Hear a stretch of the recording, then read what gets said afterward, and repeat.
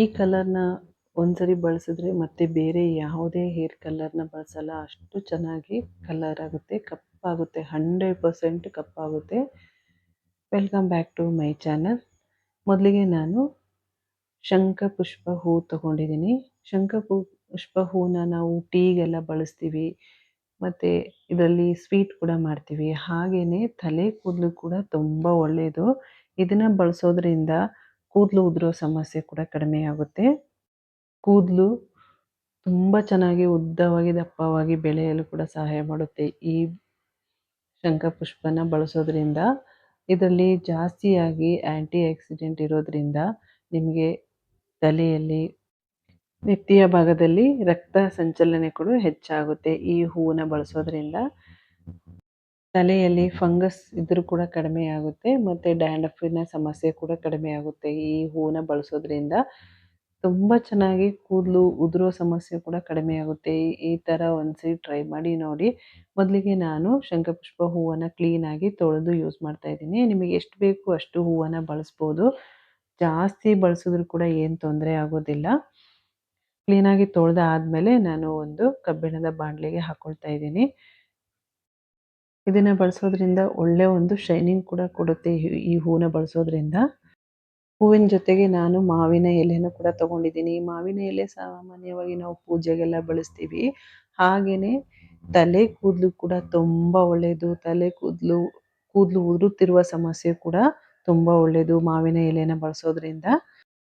ಮಾವಿನ ಎಲೆಯಲ್ಲಿ vitamin A, C ಮತ್ತು ಬಿ ಜಾಸ್ತಿ ಇರೋದ್ರಿಂದ ಕೂದಲಿನ ಬೆಳವಣಿಗೆ ಕೂಡ ಹೆಚ್ಚಾಗುತ್ತೆ ಮಾವಿನ ಎಲೆನ ಬಳಸೋದ್ರಿಂದ.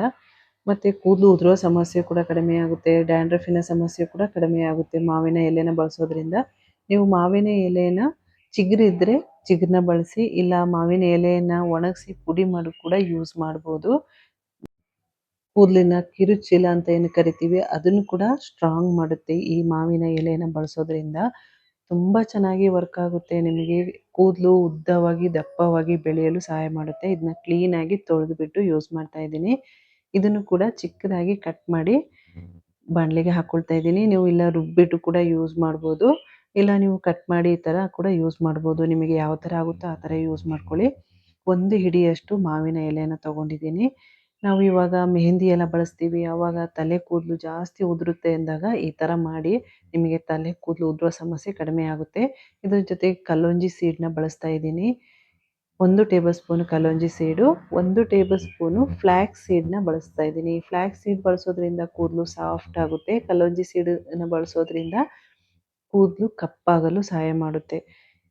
ಇದನ್ನು ಎಲ್ಲನೂ ಹಾಕ್ಕೊಂಡಾದ್ಮೇಲೆ ನಾನು ನೀರು ಹಾಕ್ಕೊಳ್ತಾ ಇದ್ದೀನಿ. ನೀರು ನಿಮಗೆ ಎಷ್ಟು ಬೇಕು ಅಷ್ಟು ನೀರನ್ನ ಬಳಸ್ಕೊಳ್ಳಿ. ಕೂದಲು ಉದ್ದ ಇರೋರು ಸ್ವಲ್ಪ ಜಾಸ್ತಿನೇ ಬಳಸ್ಕೊಳ್ಳಿ. ಕೂದಲು ಕಡಿಮೆ ಇರೋರು ಸ್ವಲ್ಪ ನೀರು ಹಾಕ್ಕೊಂಡು ಚೆನ್ನಾಗಿ ಕುದಿಸ್ಕೊಳ್ಳಿ. ಇದ್ರ ಜೊತೆಗೆ ನಾನು ಲವಂಗನ ಕೂಡ ಬಳಸ್ತಾ ಇದ್ದೀನಿ. ಲವಂಗ ಹಾಕ್ಕೊಳ್ಳೋದ್ರಿಂದನೂ ಅಷ್ಟೇ ಕೂದಲು ಚೆನ್ನಾಗಿ ಬೆಳೆಯುತ್ತೆ.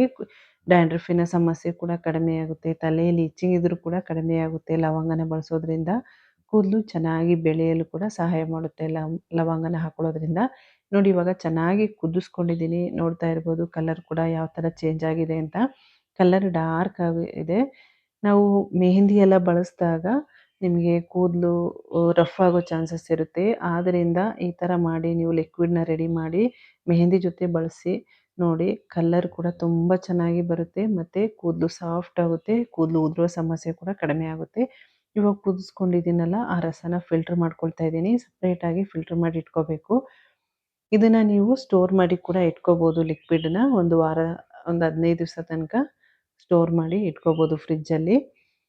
ನೋಡಿ ಕಲರ್ ಕೂಡ ಯಾವ ಥರ ಡಾರ್ಕ್ ಆಗಿದೆ ಅಂತ. ಹಾಗೆಯೇ ನಿಮ್ಮ ತಲೆ ಕೂದಲು ಕೂಡ ಕಪ್ಪಾಗುತ್ತೆ, 100% ಕಪ್ಪಾಗುತ್ತೆ. ಈ ಥರ ಯೂಸ್ ಮಾಡಿ ನೋಡಿ. ನಾನು ಒಂದು ಪಾತ್ರೆಗೆ ಮೆಹಂದಿ ಪುಡಿನ ಹಾಕ್ಕೊಳ್ತಾ ಇದ್ದೀನಿ. ಇದು ಕಪ್ಪು ಮೆಹಂದಿ ಪುಡಿ. ನೀವು ನಾರ್ಮಲಾಗಿ ಮನೆಯಲ್ಲಿ ರೆಡಿ ಮಾಡಿ ಇಟ್ಕೊಂಡಿರುವಂತಹ ಮೆಹಂದಿ ಪುಡಿನ ಬಳಸ್ಬೋದು. ಈ ಮೆಹಂದಿ ಪುಡಿನ ಬಳಸಿದಾಗ ಕೂದಲು ಕಪ್ಪಾಗುತ್ತೆ.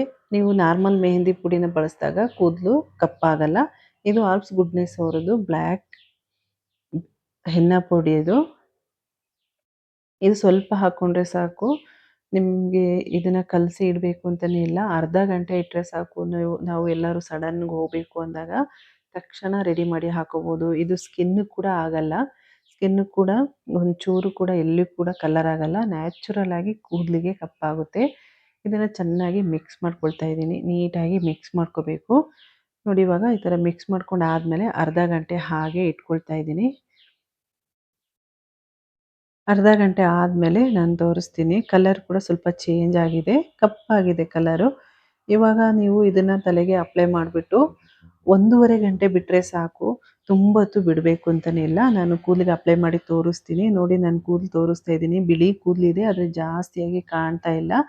ಇದನ್ನ ಅಪ್ಲೈ ಮಾಡಿಬಿಟ್ಟು 1.5 ಗಂಟೆ ಬಿಟ್ಟು ಬರೀ ನೀರಲ್ಲಿ ತೊಳೆದ್ಬಿಟ್ಟು ನೆಕ್ಸ್ಟ್ ಡೇ ನೀವು ಎಣ್ಣೆ ಅಪ್ಲೈ ಮಾಡಿಕೊಂಡು ಶಾಂಪು ಯೂಸ್ ಮಾಡಿದ್ರೂ ಕೂಡ ಕಲರ್ ಹೋಗಲ್ಲ. ಅಷ್ಟು ಚೆನ್ನಾಗಿ ಕಪ್ಪಾಗುತ್ತೆ. ನ್ಯಾಚುರಲ್ ಆಗಿ ಕಪ್ಪಾಗುತ್ತೆ. ಕೂದಲು ಉದುರೋ ಸಮಸ್ಯೆ ಕೂಡ ಕಡಿಮೆ ಆಗುತ್ತೆ. ಇದನ್ನೆಲ್ಲ ಹಾಕಿ ಬಳಸೋದ್ರಿಂದ ತುಂಬ ಚೆನ್ನಾಗಿ ಕಲರ್ ಆಗುತ್ತೆ. ನೋಡಿ ನಾನು ಹೇರ್ ವಾಶ್ ಮಾಡಿ ಕೂಡ ತೋರಿಸ್ತಿದ್ದೀನಿ. 1.5 ಗಂಟೆ ಬಿಟ್ಟು ಹೇರ್ ವಾಶ್ ಮಾಡಿಕೊಂಡು ತೋರಿಸ್ತಾ ಇದ್ದೀನಿ. ಕೂದಲು ನೋಡಿ ಎಷ್ಟು ಚೆನ್ನಾಗಿ ಕಪ್ಪಾಗಿದೆ ಅಂತ. ಡಾರ್ಕ್ ಆಗಿ ಕಪ್ಪಾಗುತ್ತೆ. ಇದರಲ್ಲಿ ಯಾವುದೇ ಸೈಡ್ ಎಫೆಕ್ಟು ಕೂಡ ಆಗೋದಿಲ್ಲ. ಒಂದು ಸರಿ ಬಳಸಿ ನೋಡಿ, ನೀವು ಮತ್ತೆ ಮತ್ತೆ ಬೇರೆ ಯಾವುದೇ ಹೇರ್ ಕಲರ್ನ ಬಳಸಲ್ಲ. ಇದೇ ಹೇರ್ ಕಲರ್ನ ಬಳಸ್ತೀರಾ. ಅಷ್ಟು ಚೆನ್ನಾಗಿದೆ ಕಲರು. ಈ ವಿಡಿಯೋ ಇಷ್ಟ ಆಗಿದ್ರೆ ಲೈಕ್, ಶೇರ್, ಸಬ್ಸ್ಕ್ರೈಬ್ ಮಾಡ್ಕೊಳ್ಳಿ. ಅಲ್ಲೇ ಪಕ್ಕದಲ್ಲಿರುವ ಬೆಲ್ ಐಕನ್ನ ಕ್ಲಿಕ್ ಮಾಡ್ಕೊಳ್ಳಿ. Thank you.